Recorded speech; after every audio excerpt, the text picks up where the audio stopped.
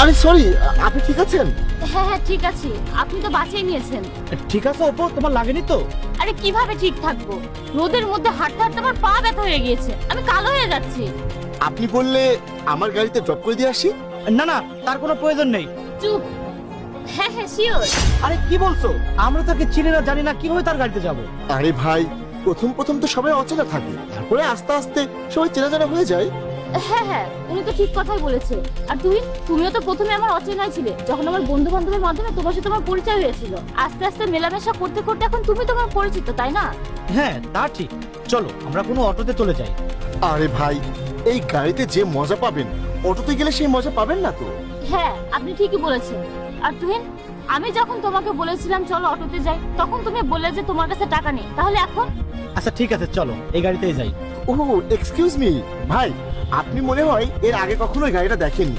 এই গাড়িতে ড্রাইভার ছাড়া মাত্র 2 জন বসা যায়, মানে 2 সিটের গাড়ি। বাইরে থেকে দেখে কেউ বুঝতে পারে না। আর অলরেডি আমাদের দুজনের সিট বুকিং হয়ে গিয়েছে।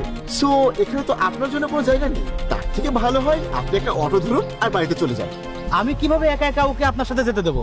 আরে তুমি এত চিন্তা করো না, দেখে তো বুঝতে পারছো কত ভালো একটা ফ্যামিলি থেকে বিলং করে। তুমি বাসায় যাও, বাসাতে গিয়ে তোমার সাথে আমার দেখা হবে। অপু,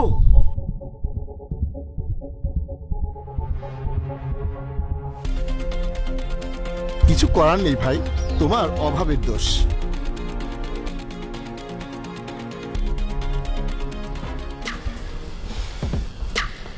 তারপর বলো, কেমন লাগলো? হ্যাঁ ভালো।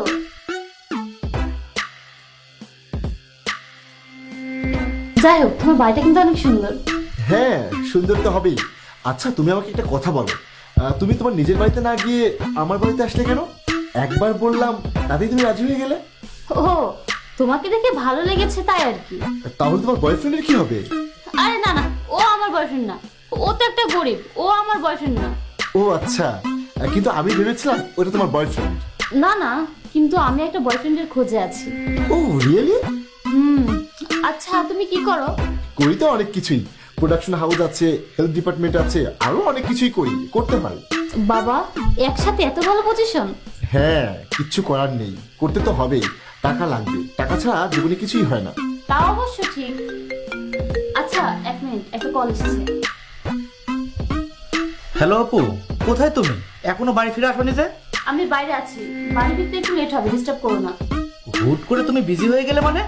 বললাম না বিজি আছি, বিরক্ত করো না তো। কার কল ছিল? ইম্পর্টেন্ট না, বলো তারপর। তারপর বলো, এখানেই বসবে নাকি বেডরুমে যাবে? অ্যাজ ইউ সে। ঠিক আছে তাহলে চলো।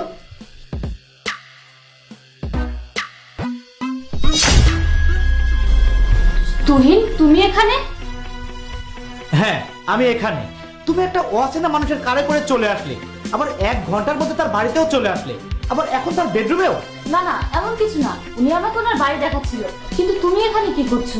আমি দেখছিলাম তুমি টাকার জন্য কতটা নিচে নামতে পারো।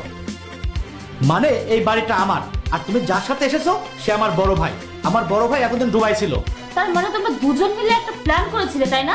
হ্যাঁ, ভাইয়ার সঙ্গে যখন আমি প্রথম দিন তোমার ব্যাপারে কথা বলি, তোমার ছবি ভাইয়াকে দেখাই, তখনই ভাইয়া আমাকে বলেছিল এই মেয়েটি 1 নম্বরে লোভী মেয়ে। এই জন্য আমি তোমার সামনে সবসময় গরিব ছেড়ে থাকতাম। আমি তোমাকে ভালো মেয়ে মনে করেছিলাম, আর তুমি টাকার গন্ধ পেয়ে আমাকে ছেড়ে দিলে। টাকার গন্ধ পেয়ে এত তাড়াতাড়ি চেঞ্জ? না না তুমি, এমন কিছু না, আমি তো শুধুমাত্র ওনার বাড়িতে এসেছিলাম। ও আচ্ছা, কিন্তু তুমি তো একটু আগেই বললে এটা তোমার শুধু বন্ধু হয়। ওটা তো আমি এমনি বলেছিলাম। শোনো তুমি যেমন ভাবছো তেমন কিছুই না। তুমি জানো অপু, আজকে যদি তুমি এই টেস্টে পাস করতে তাহলে আমি তোমাকে বিয়ে করতাম, আর তোমাকে এত সুন্দর লাইফ স্টাইল দিতাম যা তুমি কল্পনাও করতে পারোনি। তুমি জানো আমার কোম্পানির টার্ন ওভার কত টাকা আসে? কত? 40 কোটি। আর এটা তো শুধু আমার কোম্পানি, ভাইয়ার কোম্পানি তো বাদই দিলাম। দেখো আই এম রিয়েলি সরি, আমি একটা ভুল করে ফেলেছি, প্লিজ তুমি আমাকে ক্ষমা করে দাও। আমি সত্যি তোমাকে ভালোবাসি। তোমার এসব নাটক আর আমার সামনে চলবে না। তুমি এখনই বাইরে যাও আর নিজের জন্য কাউকে খুঁজে নাও। Get out please no no please get out. ঠিক আছিস ভাই তুই? হ্যাঁ ঠিক আছে ভাইয়া, বাট একটু খারাপ লাগছে। কোনো ব্যাপার না ভাই, মানুষ ভুল থেকেই শেখে। তুইও নিশ্চয়ই ভালো কোন মানুষ পাবি।